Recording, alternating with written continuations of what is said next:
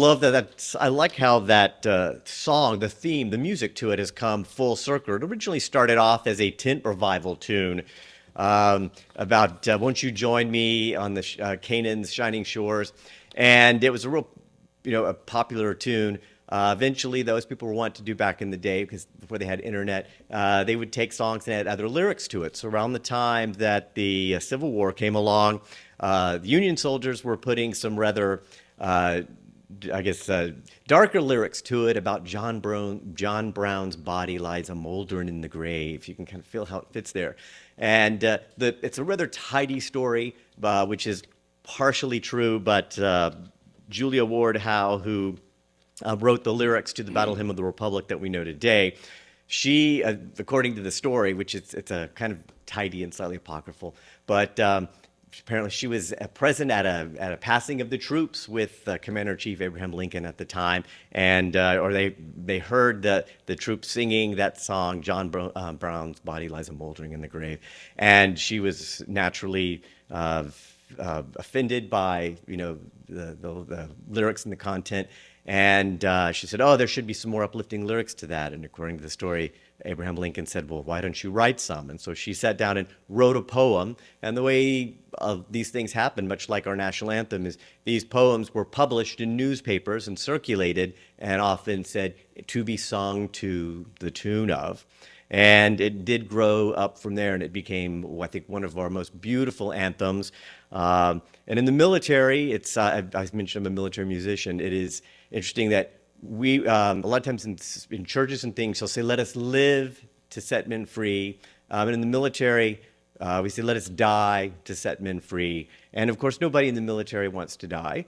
But it's interesting that we cling to those original words. And I do love the metaphysical meaning behind "let us die to make men free," to set ourselves free, because we want the death of those aspects of ourselves, of our lives, of our existence that do not run congruent to the Christed pathway. So it is okay to let those things die which do not serve us, which actually obfuscate, to use a high school word, which hide our true God spark. And so it is okay to let things die, to set ourselves free. And so I do love the lyrics to that, and we will actually get to close the service with that hymn as well.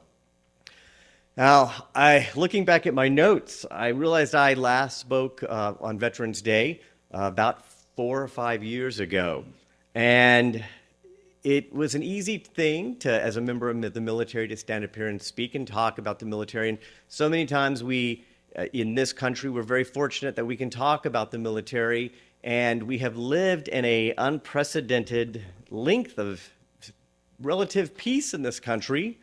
A lot of times people have from talk that there seems to be almost an 80-year cycle for humanity where war breaks out, and we are past that mark.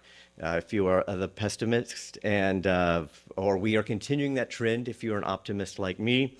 But I realized that to speak up here as a veteran and to speak about it tangentially was a little bit more tricky. Even my own career, I'm still in the National Guard, and have a senior leadership position. And so to speak about, what we are focused on globally, nationally, and to know that to honor our veterans, which are our existing service members, it's more than just a platitude of thank you for your service, because there's so much, that weight comes with it. And I think we're all the more aware of it in times of conflict than we are in times of peace.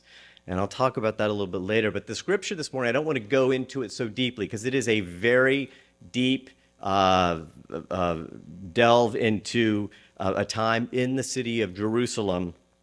And it takes place about 500 years BC, when the Persians had at this point occupied that part of the world.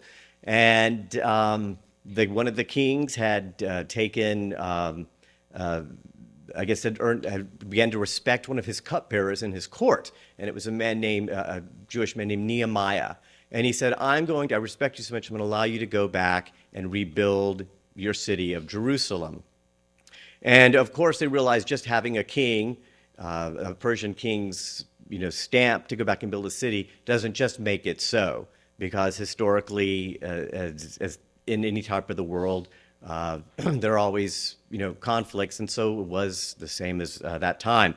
But one of the things Nehemiah did is he set about to build the wall around the city, as every city at that time had a wall.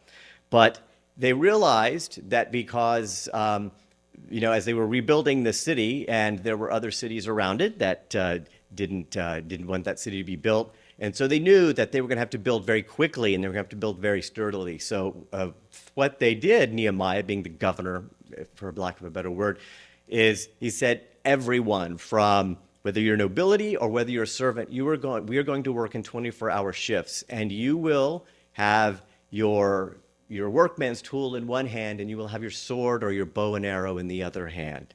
And we will take shifts going back and forth.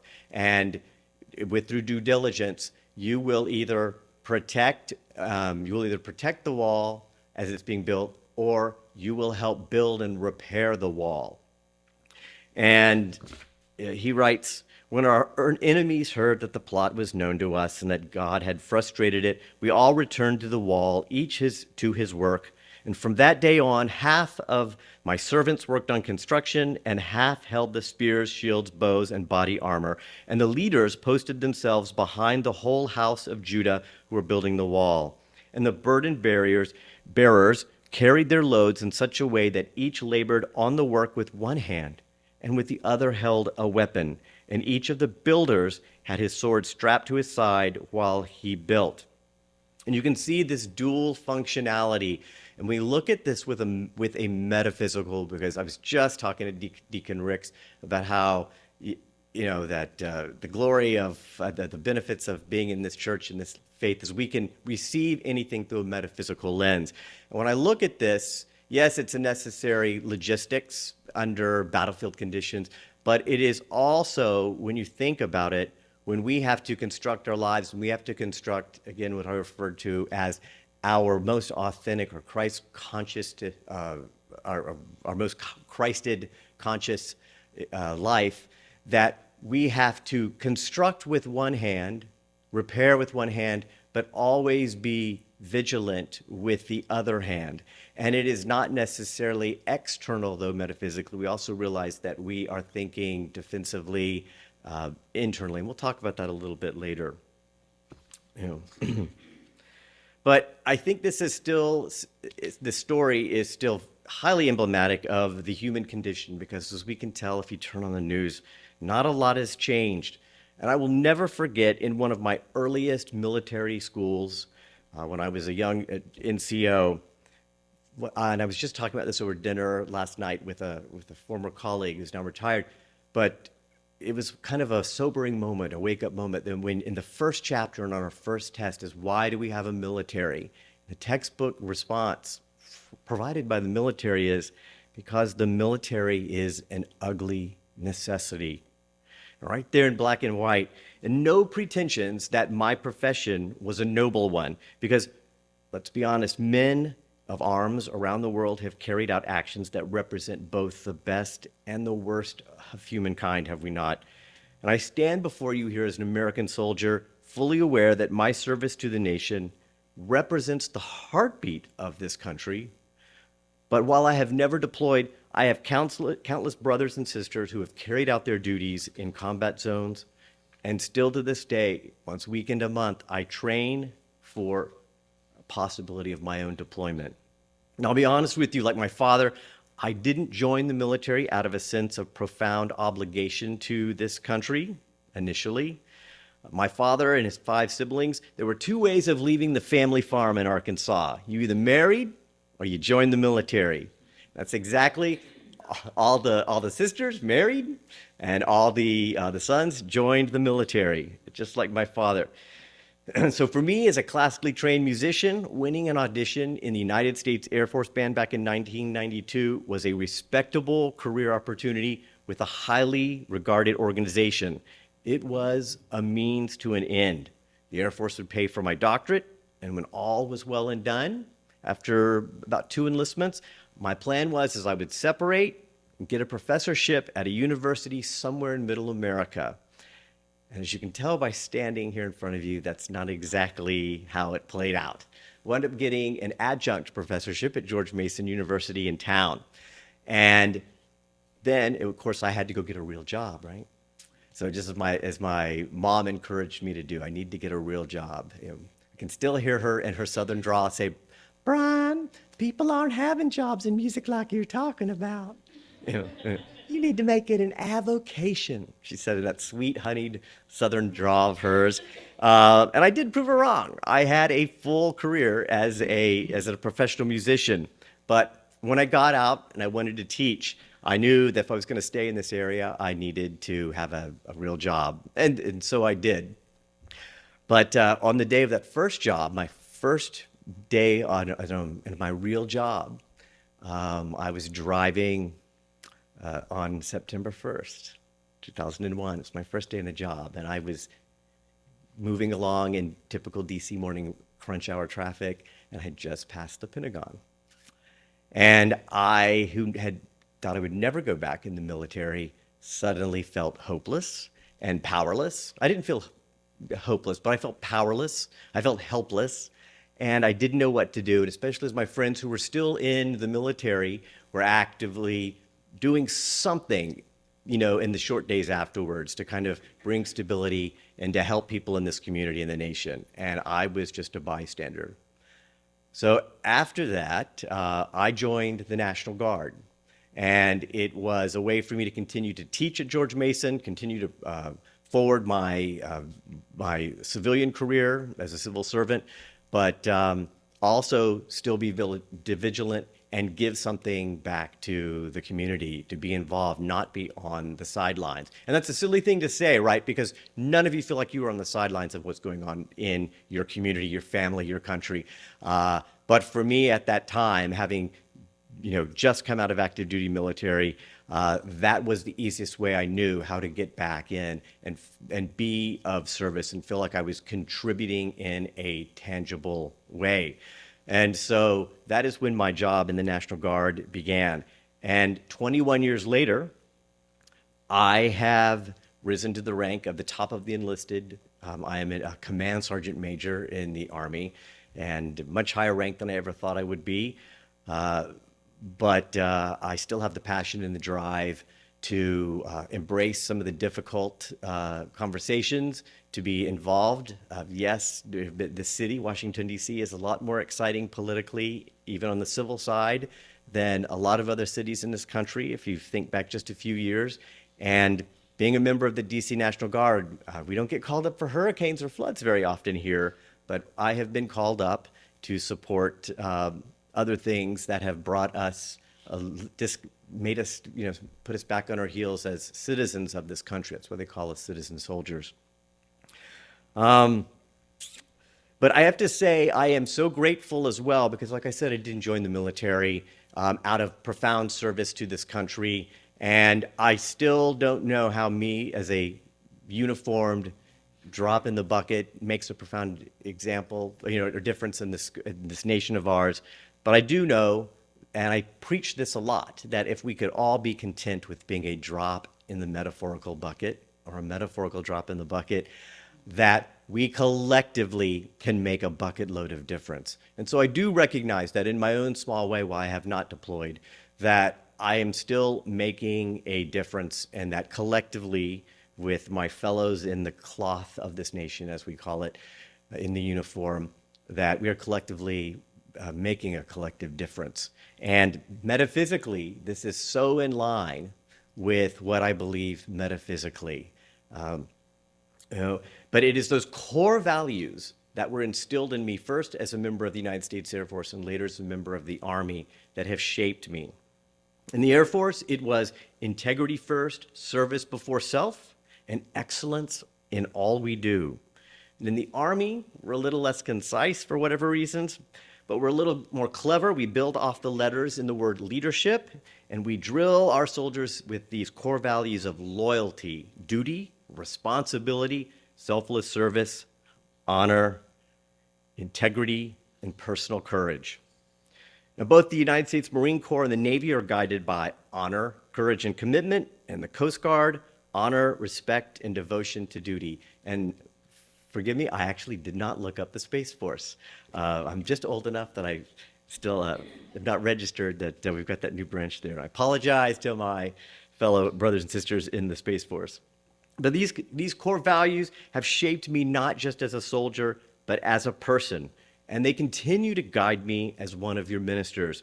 Yet I must confess that I experience more than a mild embarrassment when I'm in uniform and people stop me and say, "Thank you for your service."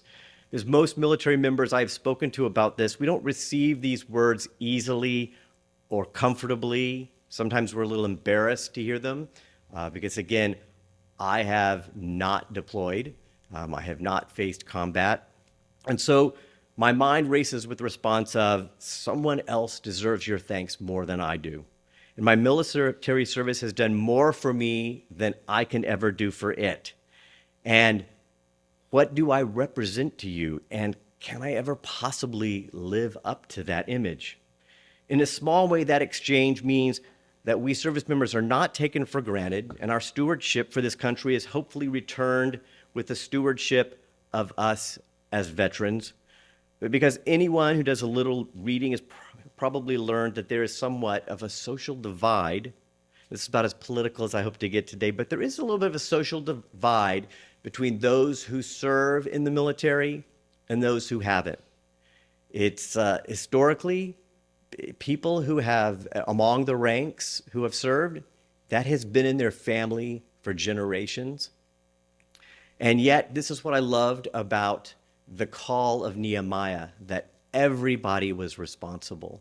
And I love, while we can comfortably, since the elimination of the draft, in this country that our military service is a voluntary obligation now.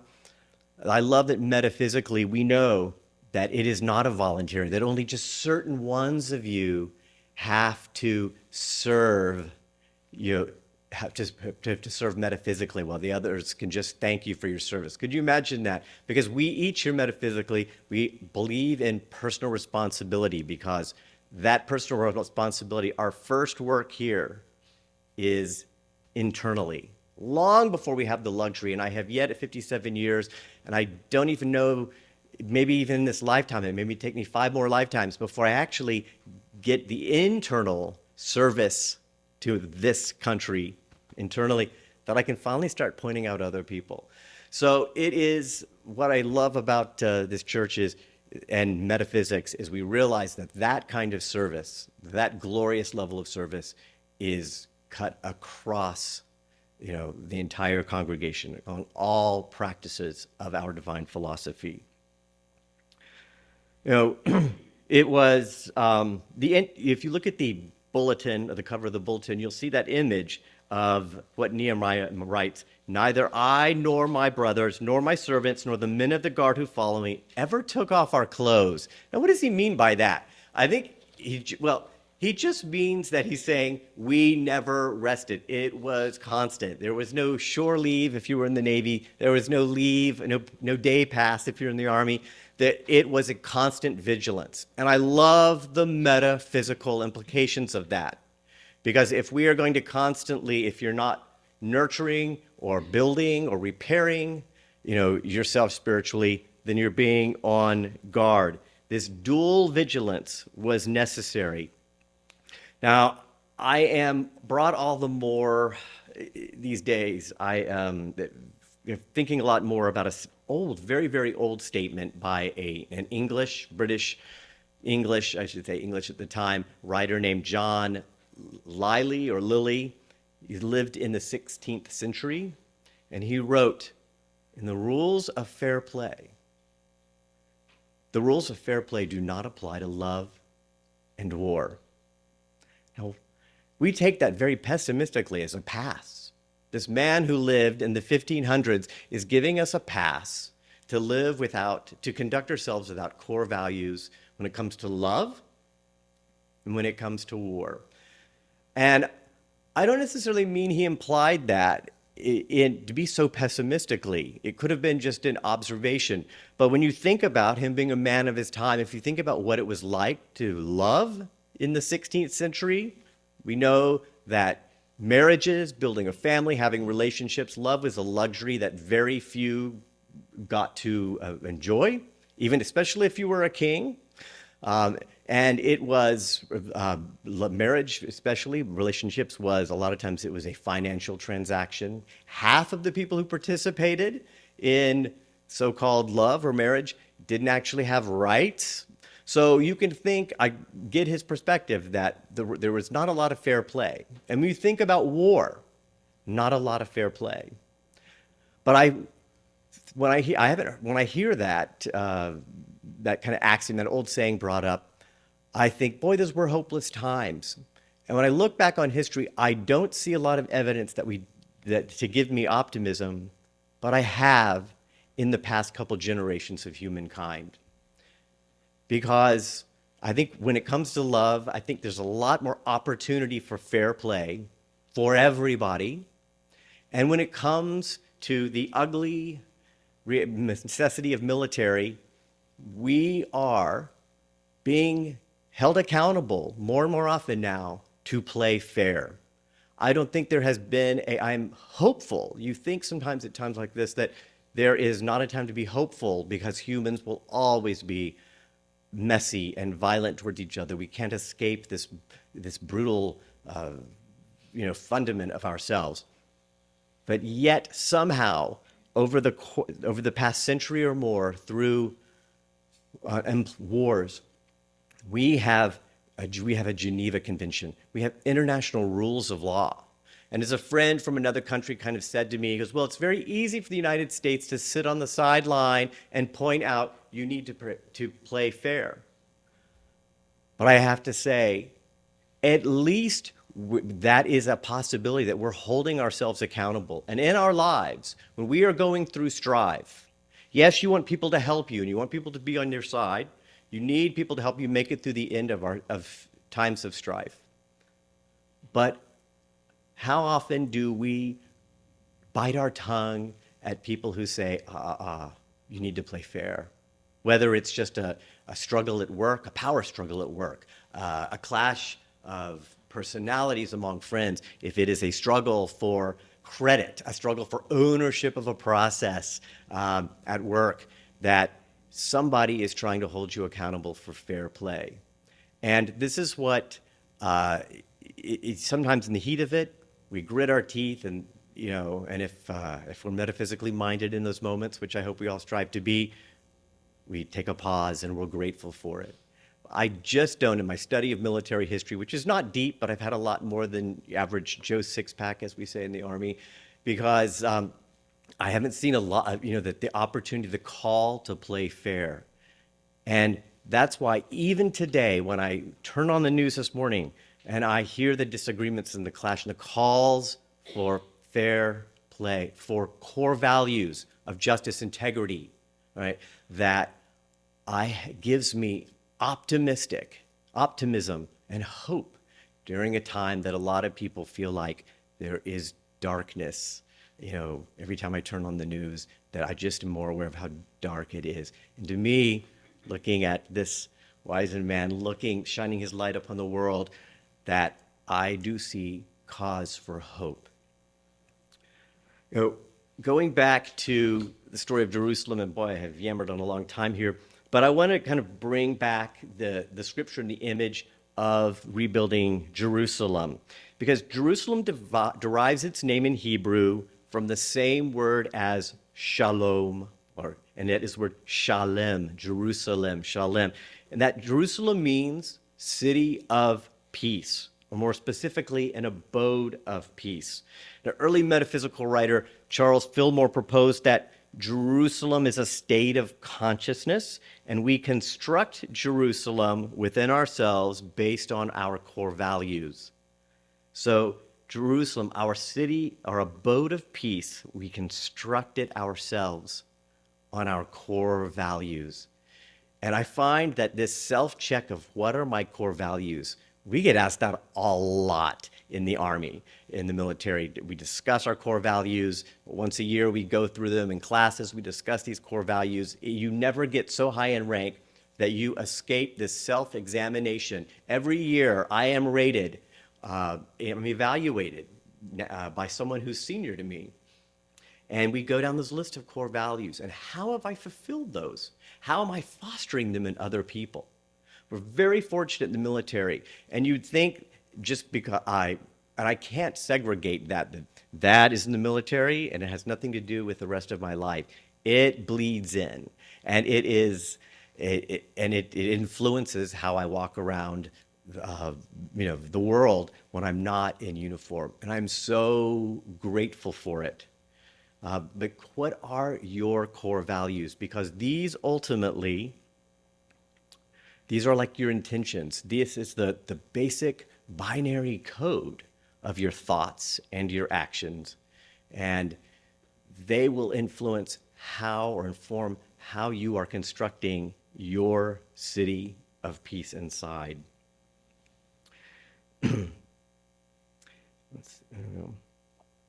When you have a heart at peace, the service you do in this world reflects it. Constructing an abode of peace within ourselves is no easy task. And just as Nehemiah and his returning people faced resisting forces, so do we in our daily lives. Now, I don't necessarily mean that as people. People can personify things, but I want you to think internally again, because the opposition in this case, if you've got your plowshare and your sword, hopelessness, which I've already talked about, jealousy, worthlessness, resentment. How many of you have found these outside trying to break through the wall of your city of peace? They may sometimes come in the form of other people, but we can always ghost those people, can we not? We can always unfriend them or unfollow them on Facebook. I boast. This doesn't make me better than other people, but I boast that I have somehow managed to curate a Facebook feed that is basically vacation photos and cat photos. I don't know how I did it, but it is. But those things feed in. But when you think about this error thinking, which our founding minister, Rev Brian, used to talk about error thought, they can be pervasive into us, pervasive into our minds. They can break through the wall. And so we must repair those, we must defend them off, and then repair those breaks in the wall, hopefully with masonry that is more in line with our Christed consciousness. Now, going to the other side of the planet, just as Buddha prescribed vigilance against negative thought, we build our city of peace, or Jerusalem, with one hand, we guard it with the other. What forces conspire against its perfection, and how do I guard against them? Nehemiah considered the threats against Jerusalem to be serious and unrelenting, just like our own city of peace. Hear us, our God, for we are despised. Turn their insults back on their own heads. How many of you have that inner voice? That insulting inner voice, that voice that wants to drag you down into states of jealousy, to despair, hopelessness, inferiority, insecurity. Give them over as plunder in the land of captivity. Do not cover up their guilt or blot out their sins from your sight, for they have thrown insults in the face of the builders. And this is what I love. Nehemiah's warning is we cannot forget. We cannot forget once we dispatch them one time, they will come back. And so it is a constant ongoing vigilance. It's not a one and done. Forget about them. Never forget what these things are doing to our own city, inner city of peace. Yet, as we rebuild the wall, for the people will work with all their heart. With that, I thank you for your service.